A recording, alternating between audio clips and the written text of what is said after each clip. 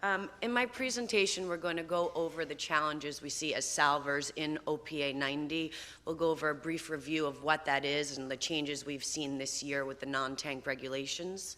We'll do a brief case study that's actually during the era of these non-tank vessel response plan regulations for OPA 90, and then what we see going forward as big risks for us as salvers, as well as what we can do to be prepared together as an industry.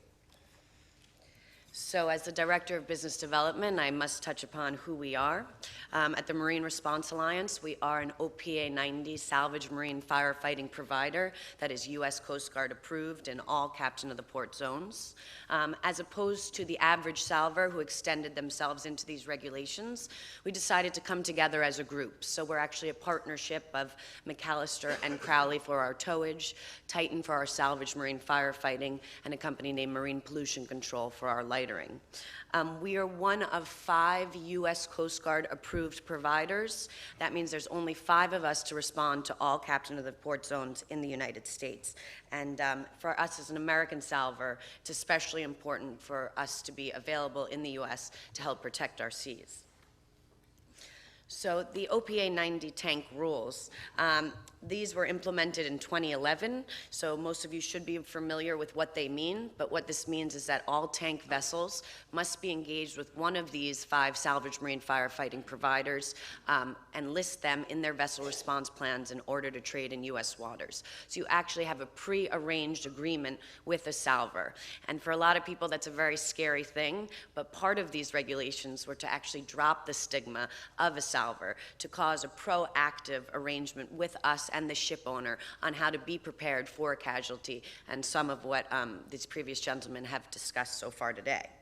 And I'll shortly talk about the non-tank regulations as well, but as of this year, every vessel trading in U.S. waters is required to have a contract with a salvage marine firefighting provider. So as I mentioned, we're covering all U.S. Coast Guard captain of the port zones. That's actually 17 different districts and 25 sectors.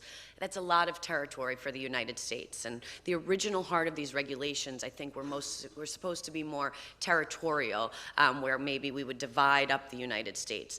But because we're salvers and we're extremely competitive, and the American Salvage Association came together and said, we can cover all captain of the port zones, each and every one of us. So there are very specific time frame requirements, which we'll go over, that actually list how we have to respond in each of these zones for time frames from everything from diving to having a salvage master on board, firefighting, and so on. Depending on the service encompassed, so depending on the type of incident, we have different time frames in the continental United States as well as offshore United States.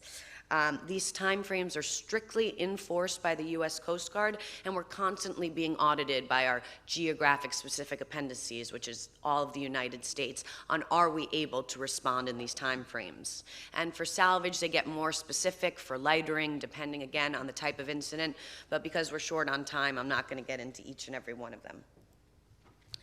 This I wanted to put up on the screen for firefighting, and that's because it's our only response time that actually has to occur pier side. So within 1 hour, we must be able to provide a remote assessment, 2 hours, an on-site firefighting assessment. So again, it shows you the amount of resources that we have to have available as a salver to be able to do this sort of response. So the non-tank rules, they were certainly the talk of the town for us in the United States, and if you're a ship owner trading in U.S. waters with non-tank vessels, for you as well. This means that now all vessels, that's mega yachts, cruise lines, container vessels, must be engaged with a contract with a salvage marine firefighting provider with a pre-existing funding agreement. And just up to a few weeks ago, we were actually extended a deadline, and we just finished with this paperwork. And trust me, it's a lot of paperwork to do. For us alone, we actually had 2,900 vessels that we had to attend to. So I think the big question is what we've seen since 2011 for the tank regulations and now with the non-tank regulations. And to be honest with you, it's really just been a handful of cases. It's not much. And many of of my owners ask me, well, Lindsay, what is the punishment for not activating your vessel response plan? Well, we don't have a definition for that, but please don't be the first one to find out. That's always what I say. And this has probably been our biggest challenge, is deciding when to activate the vessel response plan. And those are briefly described right here, or out of the guidelines. So the response plan is activated once the master has determined that the resources and personnel available on board cannot meet the needs of an actual or potential incident. Well, it's a very broad statement. And most likely you're a little bit afraid to activate your vessel response plan, because once you do, there's a lot of levels involved. But part of the reason that we have these regulations are to control us a bit as salvors. So if you have a soft grounding and you put us on notice, I'm not going to be sending out a naval architect, 5 divers, full setups, pumps, and so on. I'm just going to be looking at what resources I have available in terms of tugs, ready and available with enough bollard pull to take you off if you do become hard aground. And that's, again, the proactive approach to discussing with your salver on how this goes. So I'll take you through a case study. This particular case is a very interesting one. This was a car carrier. She was carrying over 4,700 Mazdas. She was en route from Japan to the US and Canada. She ends up listing 80 degrees. Now, she is afloat here, listing 80 degrees after the ballast water discharge gone wrong. So another US Coast Guard regulation, just a bit misinterpreted by the crew. This was pre-enforcement of the non-tank regulations, but the error of the actual OPA 90 regulations. So in this case, it actually happened where the owner had us listed as their salvage marine firefighting provider. They gave us a call. The gentleman on the side said, the vessel is listing 80 degrees, 80 degrees. It's an Asian owner, 80 degrees. We're saying 8 degrees, no big deal, 8 degrees, 80 degrees. So this was a very big deal for us. And of course, now this vessel starts to float into US waters, into Alaska, one of our most environmentally protected areas. In this case, our team mobilized Titan Salvage and Crowley Maritime for their tugs to support logistics, and we dropped our guys down by helicopter on board the ship. Now, a big issue here was also finding port of refuge. We've all heard about the big cases that have gone on this year, especially in Asia, and granting port of refuge by the Coast Guard is a hard thing to obtain. So in order to do so, we actually had to drop our salvage masters using rock climbing techniques into the ship. Car carriers, if any of you operate car carriers, the cars are held up by belts about this thick. So these guys are very intensely underneath, hanging with Mazdas above them, trying to find out where the water is exactly inside the vessel.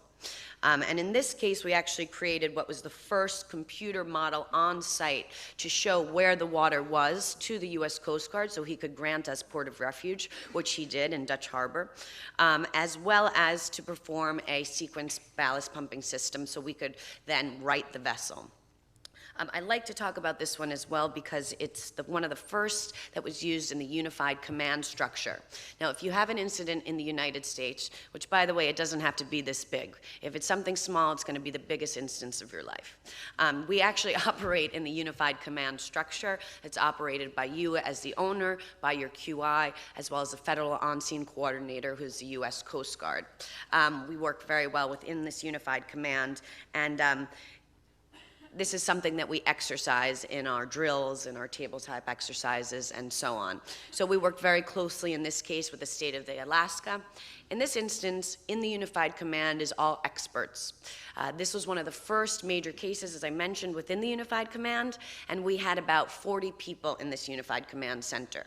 Now, just recently, we had 2 years ago the Kullik in Alaska. In that case, there were 400 experts in that Unified Command. So it's very important to know all of the participating parties. It's very important to know your salver, your QI, your OSRO, et cetera, because once these instances occur, there's many people that are going to be influencing how they actually get handled.